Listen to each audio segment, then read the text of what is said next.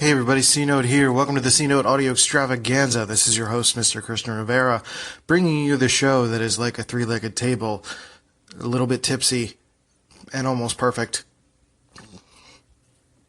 Today I wanted to talk about stigmas. Stigmas are really stigmas in a lot of contexts, social stigmas when it comes to, really for me, I'm going to share kind of some personal stuff and talk about how a lot of stigmas have affected me, from mental health to now being a divorcee, almost being a divorcee officially, and being a single dad or a divorced dad, as some people put it, and really what the differences are, and kind of talk about that a little bit, and how you really shouldn't care. So without further ado, let's go. Drums, please.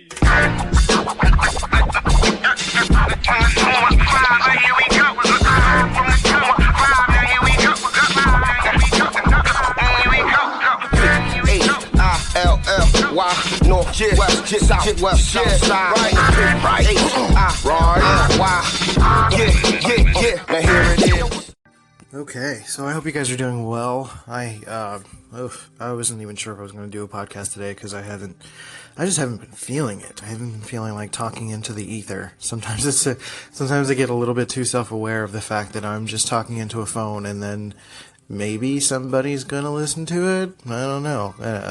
But I love the process. I love being able to do this and to think of a topic and be able to work through it. So that's kind of what keeps me going. If I think about the audience too much, it's discouraging. That's why I really don't use Twitter that much, because it just feels like you're just talking into the ether. You're not really having a conversation. And with the early days of Anchor, at least with my experience of it, I was doing that a lot more. I haven't been doing that so much these days because Anchor's been kind of a time commitment that I don't really have, and I don't know. I need to make more of an effort to do that, to really enjoy it more and not just feel like I'm talking to myself. But for now, I'm just going to talk to myself because whatever. I just got to get stuff out there. So last night, the whole context for this is that, like, last night I couldn't sleep and my brain was just going in circles, and I was awake feeling this heavy guilt of leaving my unborn child in this situation where, for those who don't know the context, my wife and I split up 2 months ago. 3 months ago? 2 months? I don't know. Time. It's hard. In September. Mid-September. I left. And there's a lot of complicated reasons for it. I wasn't great. She wasn't great. We weren't good together, really. I mean, she's a great person. I love her dearly. But our dynamic together wasn't working. The life we were building wasn't one that we were genuinely building together, and it wasn't working. But unfortunately, when I left, she was 3 months pregnant and is now about halfway there, and she's due in April. And there's been a lot of, for me, distancing myself from that emotionally and almost giving up on the prospect of being a father in some sense. But it creeps in because, I do want to be a father and I do want involvement, but I don't want to be there. I don't want to be close to that situation. And I'm starting to build a life out here again and do some new things. And with that really is just the guilt occasionally of feeling like, my kid's gonna possibly be told negative things about me, or that they'll make their own assumptions based on what people might tell them about me, or what they'll say, or what they'll learn about, a quote-unquote deadbeat dad, which I don't consider myself that. My situation was one where I had to leave for emotional purposes. There was some stuff going on that I couldn't be around anymore. So with that comes the concern of, there's stigmas surrounding being a divorcee. There's a lot of people who look at it as a failure socially. A lot of people are uncomfortable with it. A lot of people don't want to talk about it. And a lot of people have their own presumptions about what it means for someone to get a divorce, like they're not good at relationships, or they're not good at people, or they're mentally unstable, or they can't make good decisions in their life, or they'll never amount to anything because they got a divorce. It's all nonsense, first of all, and it's hard to talk to people about stuff because you know that they think that. You know that a lot of people think that stuff, and it's hard to confide in people. It's hard to trust people. It's hard to feel like you can be yourself and really properly express yourself, because you really not only just express yourself, but be able to talk to them without having someone throw their version of what they would do in that scenario at you. That's a lot of what I've dealt with, particularly when it comes to the kid situation. A lot of people feel like both with marriage and with parenting that you have to push through as much as possible, and to not do that makes you a failure or a deadbeat or an idiot, and that's simply not true. Circumstances define the situation very, very differently, and in the next segment I'm going to keep talking about that a bit.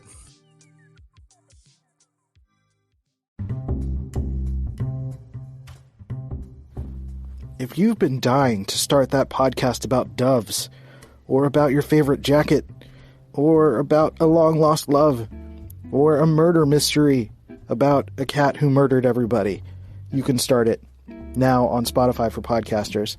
I've been on Anchor for a long time, and now it is officially Spotify for podcasters, and it has been a platform that has been growing for forever. And I love it, and I still use it to this day, and it has hosted this podcast for 500 plus episodes now. So I highly recommend it. It is free to use.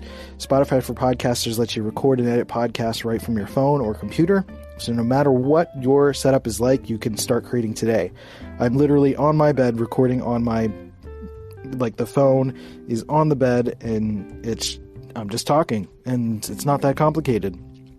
And then you can distribute your podcast on Spotify and everywhere else that podcasts are heard. So video podcasts are available too if you want to show your pretty face and have people see you. You can do all that too. So just do it. It's totally free. No catch. Give it a try. Spotify for podcasters. Let's go.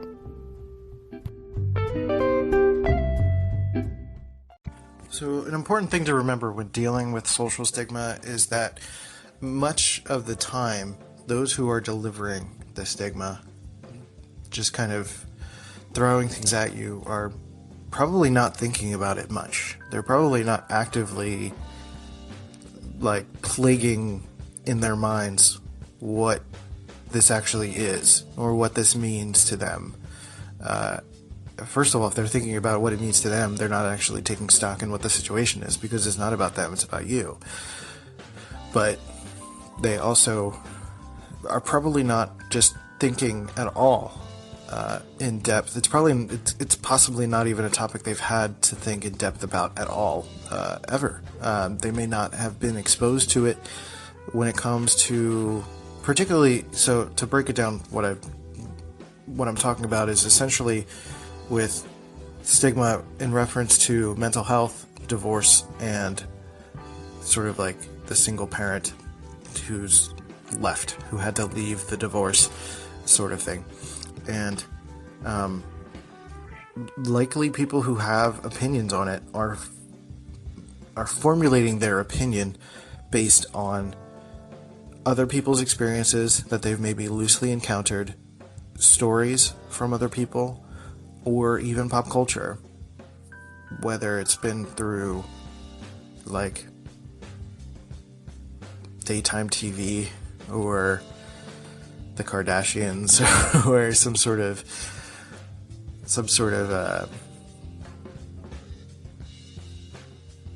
I don't know, just something that they've come across via social media, or just people talking about it loosely, or they read an article or something, or their opinions are formulated by their faith or their family dynamics. The family dynamics are tricky, and it's that's a whole other thing. I'm going to break that down in a second. Okay, so I cut that last segment short because I got a phone call, and so but basically what I was talking about was like that a lot of people who provide the stigma just don't know what they're talking about. It's true. They think they know what they think they would do in a scenario, or like if you were dealing with a very heavy mental health day, they'll give you that cliche, crappy advice of like, well, just get up, just do it, just go. And that's kind of the problem I have with a lot of the motivational advice that comes with today. They doesn't explore a lot of the nuance of things. I think there are, particularly when it comes to mental health. I mean, if it comes to like generational things or young kids who are just like trying to please their parents and they don't realize a lot of the underlying psychological things that are keeping them from doing the things that they want to do, that's totally different from like knowing you have the ability and the talent, but like your mental health just doesn't let you get there. There's a very real difference, and it's hard to describe that. It's hard to really it's hard to sell that as a genuine feeling. It's hard to let people know that that's a thing because they don't feel it themselves. So how could they possibly empathize? And then even after somebody who goes through a lot of that stuff like doesn't ends up offing themselves, people will publicly shame them even after that too. So it's really just lack of empathy. And I think it's not fair to allow yourselves to let that let you down. There are 7 billion people in the world, and unfortunately there are going to be many of them that won't understand your situation via whether it's through the mental health, divorce, or the child abandonment sort of angles. And like those scenarios are all difficult things, and you've got to kind of give yourself a little bit of room to breathe. Allow yourself to realize that yes, there are 7 billion people in the world. Many of them are going to be against you, but there are people who will be on your side. There will be people who can empathize, who have been there, who it just maybe could take a little bit of Googling, actually. There have been so many people writing so many articles about so many things that if you can't find the thing you're looking for, find a new way to phrase it and find it. I was having a hard time. So last night, sort of in my difficulty that I was feeling with guilt of this child abandonment, I started looking up things like divorced dad long distance, unborn pregnancy, divorced dad things. Mostly there were articles about like, divorced dad left his pregnant wife. A lot of guilting. And I just had to find a different way to approach it. So I started looking up divorced dad. There were a couple websites that I came across that spoke about it. And as I started to like refine my search a bit, I found more compassionate and caring articles about the topic.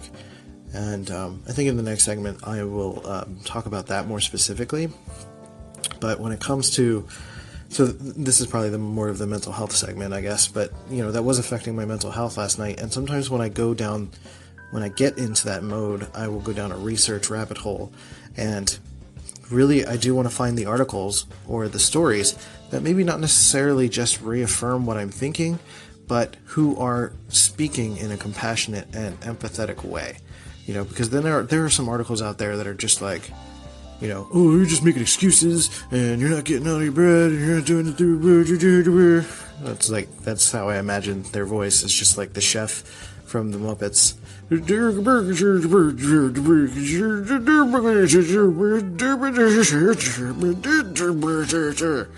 That's how I imagine all like people who are just providing their quote-unquote opinions and stigma about things. Opinions about things that you don't know anything about, which is like a whole other topic that I'm going to get into later because that's annoying on its own. But next I'm going to dive into some of what I was actually looking up last night. So yeah, last night the bulk of what I was going through was just feeling this guilt based upon... There's a lot of noise out there. Okay, they're done. Somebody was yelling or something. Oh, no, they're still yelling.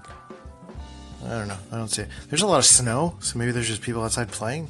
I don't really know, but it sounded like some sort of domestic thing. I don't know. Sometimes that happens in this building. It's actually pretty quiet here most of the time, which is really nice. Then occasionally you hear an argument. Like there was our upstairs neighbors at some point were like arguing. I think like the dude that was living up there was like seeing another woman or something.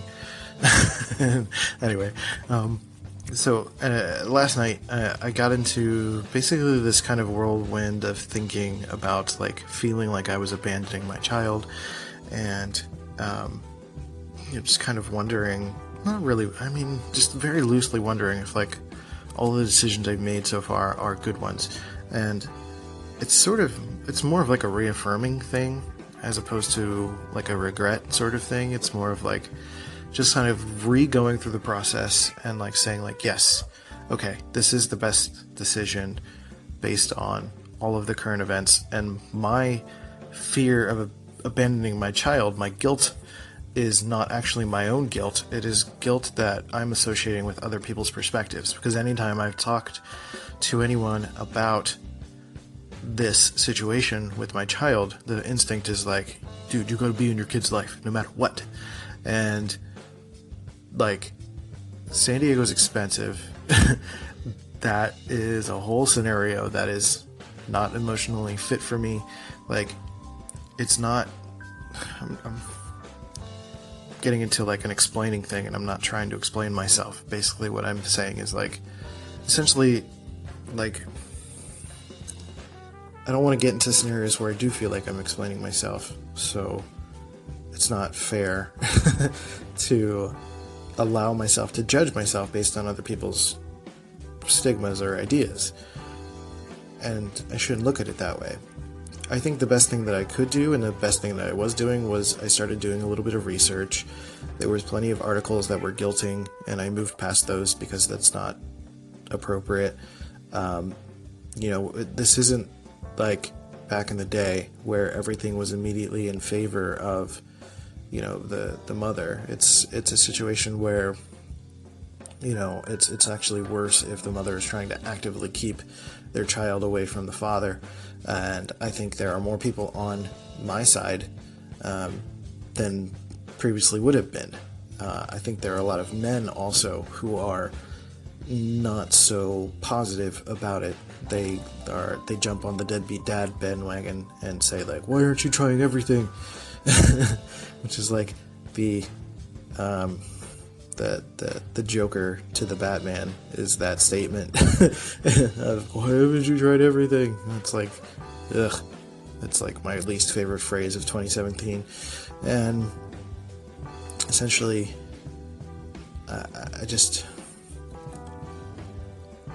I've tried everything, that's why I'm here. And I'm still trying everything, actually, if you want to put it that way.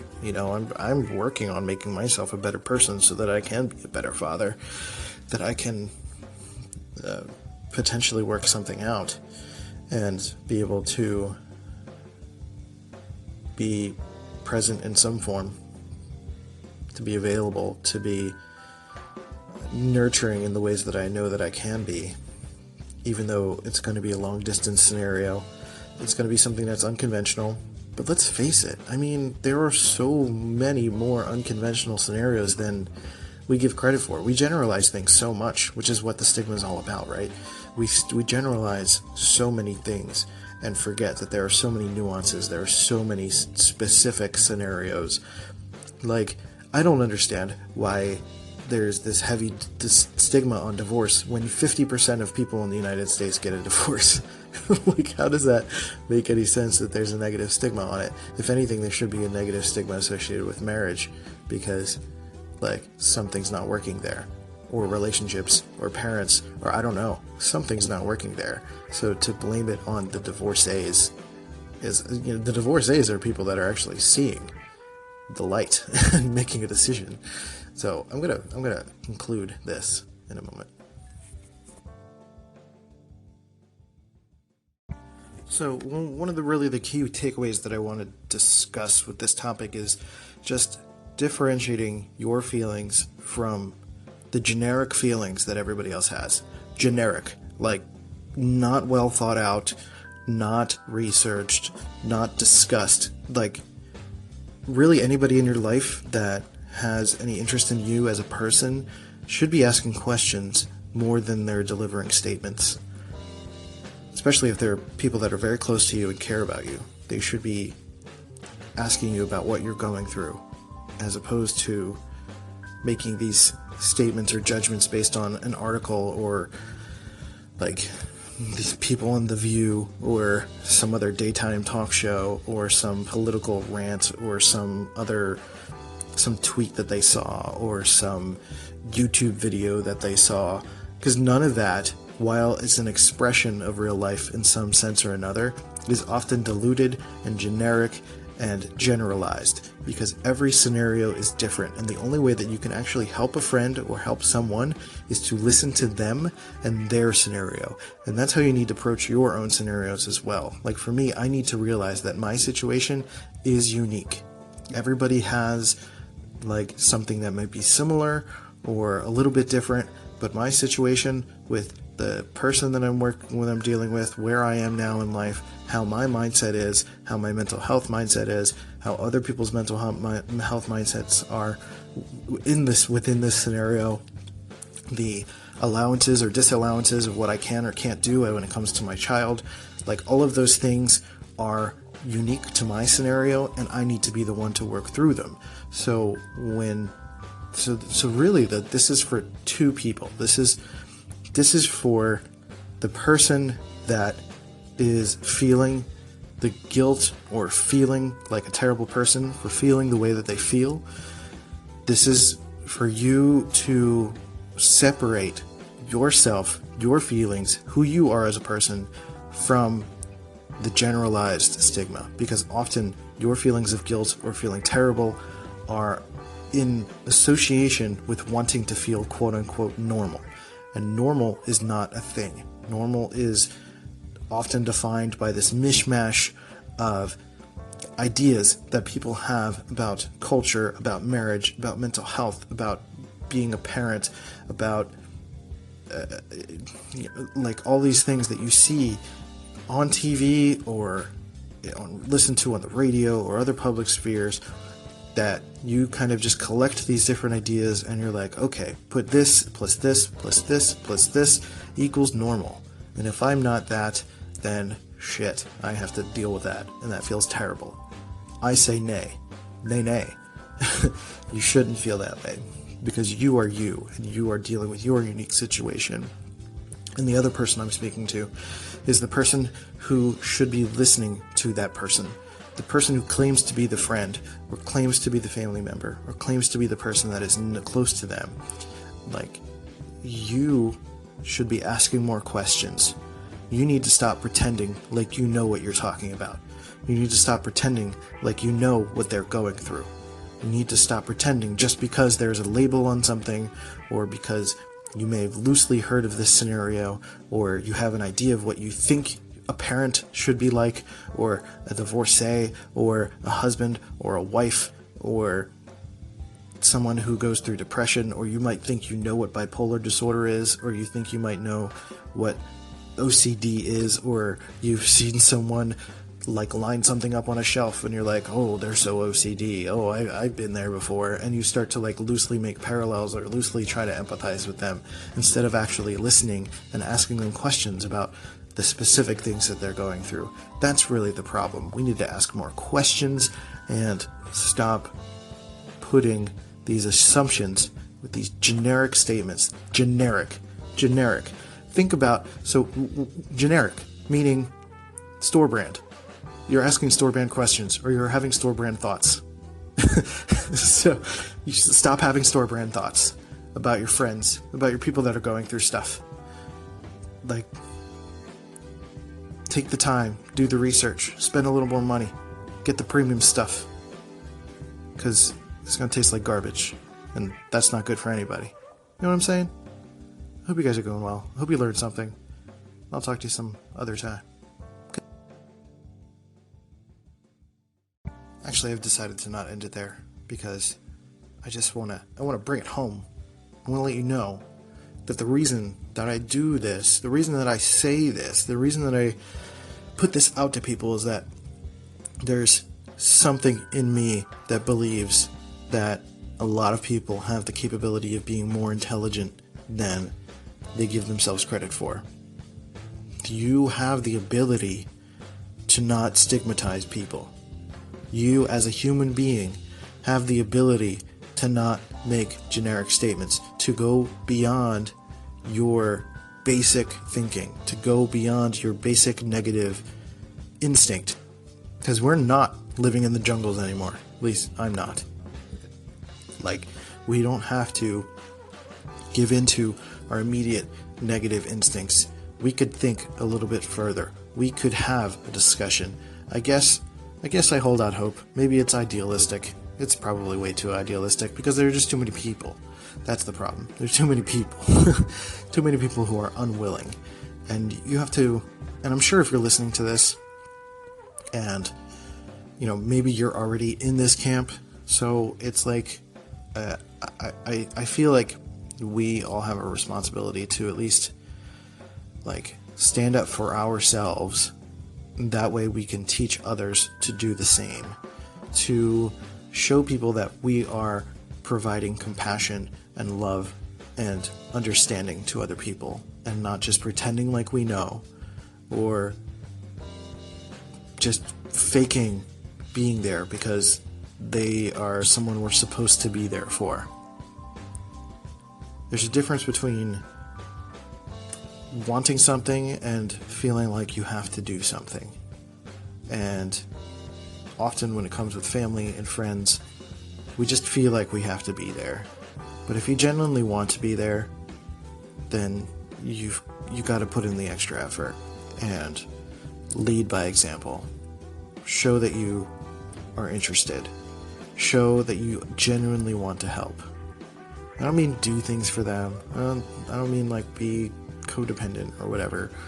I mean ask questions. Be interested. Don't make assumptions. Be impeccable with your word. Say what you mean. If you're not sure, ask questions. If you have an opinion, make sure it's filtered through a question first. Can't just make a statement based on what someone else said. There's too much going on in the world. Too many situations where somebody's just taking what somebody else said, taking an article, taking a statement on social media, regurgitating Gary Vee, or going through, reciting a book that they read, and not thinking for themselves or not asking proper questions. Talk to each other. Be there for each other. That's how you kill the stigma, by removing the assumptions. That's what stigma is, right? Assumptions. It's one big assumption about what someone is or isn't. Stigma is about people who are poor being junkies or something, there's so many people, there's so many scenarios. To distill scenarios into buckets is understandably efficient, but at the same time, you're missing so much. You're missing so much information. And you're probably missing out on people. Probably missing out on opportunities. You're making judgments about people and not allowing yourself to get to know them. Not allowing yourself to learn about who they are. Or maybe you learn that there is a way that you can help them. Or something that they can help you with. But your shitty judgments are getting in the way. So, have a little bit of faith. Have some compassion for people. Ask questions. yeah, that's all I got.